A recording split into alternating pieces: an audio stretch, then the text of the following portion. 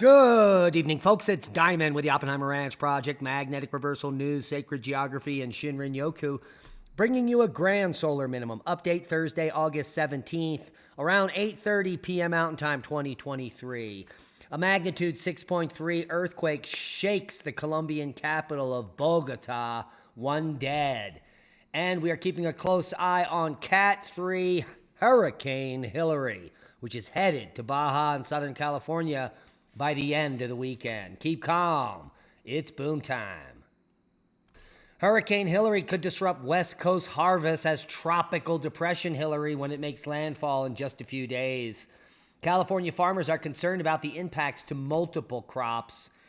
An impact on desert lettuce is unknown, but there is the current position of Hurricane Hilary. Maximum sustained winds at 120 miles per hour with minimum central pressure at 955 millibars.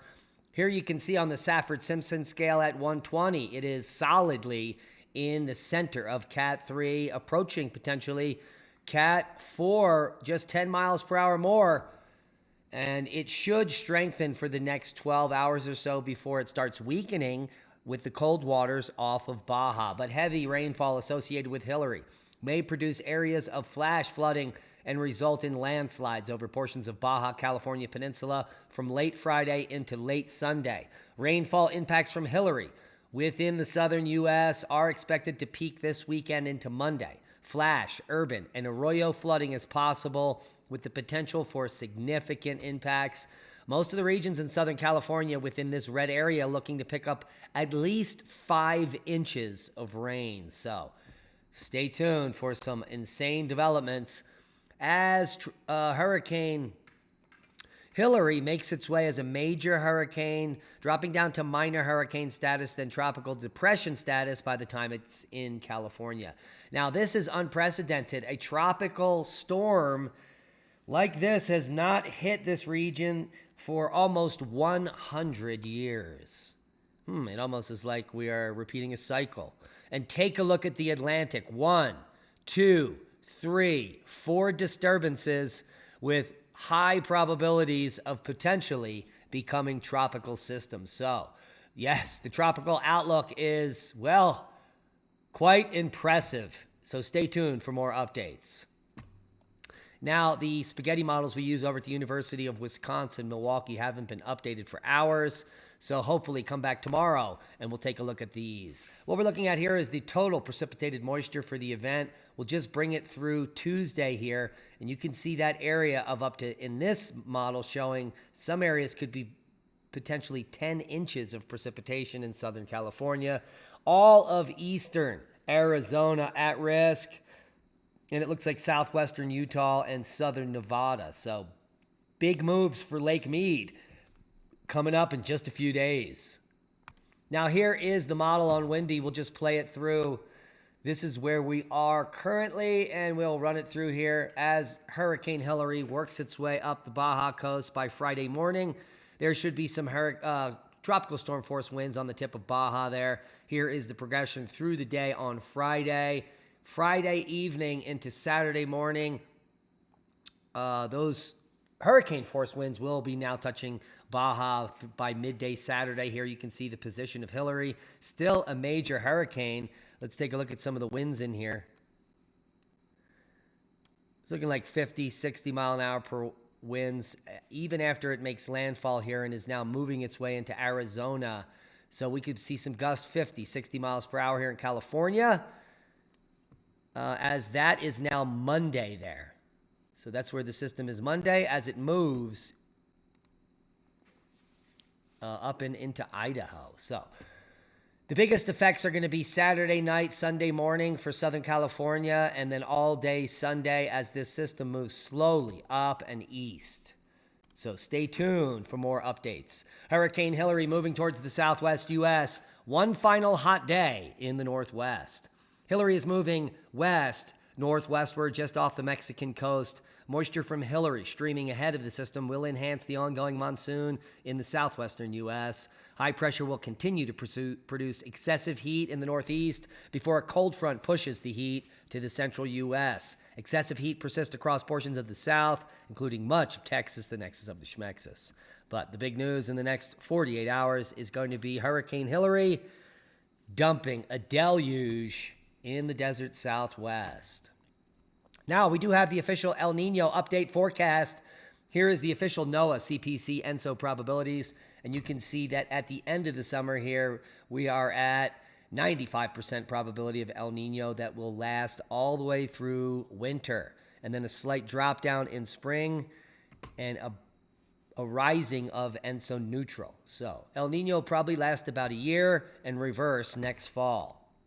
Now, here are the model predictions for ENSO from July 2023, and you can see some of the models dropping through below the threshold of neutral here, January, February, March, but most of them staying in El Niño through summer.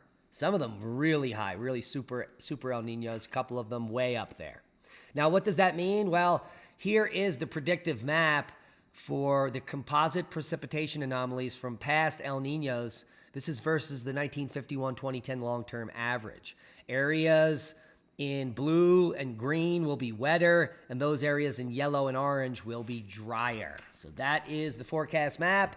For your El Niño forecast, take a look at how much wetter southern Florida is and the southeast here. An absolute deluge.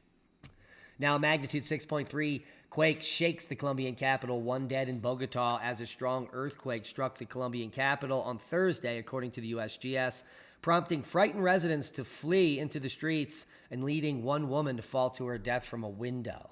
Only casualty there. Our hearts and prayers go out to her. There is that Bogota quake, and as expected, there are some aftershocks, 5.7 and 4.8 from that 6.3 magnitude. No other quakes of note except the mid-ocean ridge here, 6.0, and the central mid-Atlantic ridge as the Earth continues to expand. Worldwide volcano news update, Ubinus to 23,000 feet today. Ashta volcano inflation continuing near that caldera. Liwotolo to 7,000. We also have Tyrfjayoko volcano in Iceland. We reported on last night about new inflation beneath the central caldera. Sabancaya to 29,000, quite significant. And here we're looking at Shishalden as the seventh paroxysm seems to have come to a close. Reventador to 14,000, Sinabung to 18,000, Sangay to 20,000, Ibu to 8,000, Fuego to 17, Mayon and a little puff earlier, Ubinus to 23, Sabancaya 27, Sangay 23, Reventador 15. And that is all the significant volcanics for the day. Space weather news update. All is quiet on the sun at Solar Max.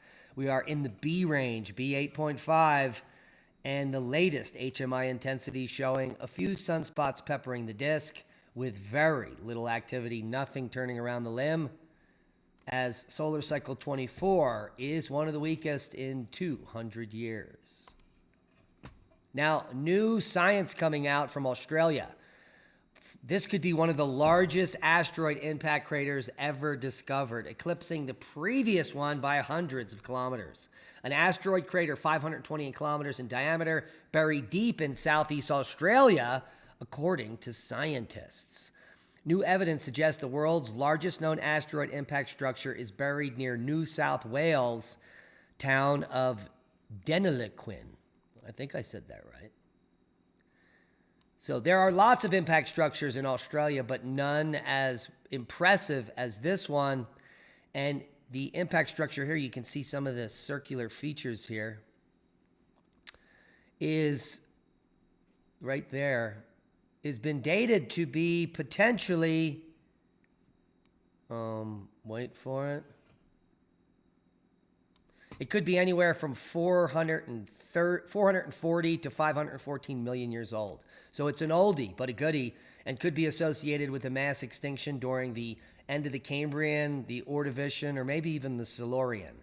So more research needs to be done to pinpoint the dating, but the structure itself has been identified, and that is a big boom. And a boom to knowledge. Please share this video as we are shadow banned and we need your help to grow. Subscribe to the channel if you haven't. Hit that thumbs up. It helps with the algorithm. Become a Patreon. Support the work we do and watch all of our productions in one place, commercial free. And most importantly, be safe. We love you. And that is a boom. We'll see you in Crestone.